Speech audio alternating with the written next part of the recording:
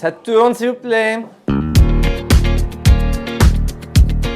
Arthur produit mon spectacle et j'avais tout un passage de mon spectacle où j'explique, ça parle de prout et tout ça. Et quand il est venu la première fois, je me suis dit, putain, parfois je sais pas trop si c'est son humour. Et au moment où j'ai raconté ça, j'ai vu qu'il pleurait de rire. Mais vraiment, genre, le mec, il pleurait de rire. Il était avec Mareva ce jour-là. Et à la fin, il vient de me voir dans la loge et tout. Et je dis, les petites histoires sur les proutes et tout. Elle me dit, bah c'est Arthur ça. Et je dis, comment ça?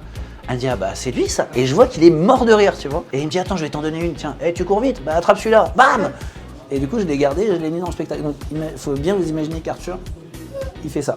J'ai commandé beaucoup de choses au restaurant. Je savais pas dans quel genre de restaurant on était. Franchement, s'il n'avait pas pris l'addition, j'y serais encore. Mon premier souvenir avec Arthur, à l'époque, il faisait l'après-midi sur Fun Radio et j'étais passé en direct avec lui. Je bossais sur une radio locale et j'étais passé à l'antenne pour défendre la radio locale sur laquelle je bossais, qu'elle est fermée. Et il m'avait fait une vanne et je lui avais répondu. Et je me souviens que ma mère m'avait appelé en me disant « Eh ben Nido, félicitations, t'as réussi à revenir Arthur. » Avec cet accent, alors que je suis pas du tout du Sud, ni ma mère. C'est pour vous dire que ça avait marqué la famille. Personne ne sait, ça c'est des trucs que personne ne sait, je vais vous dire. Il a eu un vrai problème d'argent. Il m'a appelé et je lui ai prêté 2000 €. Je m'en rappelle, c'était juste après en démol. Et il me les a jamais rendus. Arthur a peur des petites bêtes, par exemple des araignées, vous voyez. Moi je me souviens, on avait passé des vacances dans le sud, il y avait une petite araignée toute petite comme ça en été, il voulait pas aller se coucher quoi, c'était une araignée. Et puis la nuit parfois, il entend des bruits.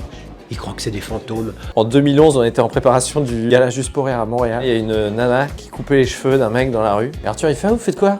Il dit, je suis coiffeuse.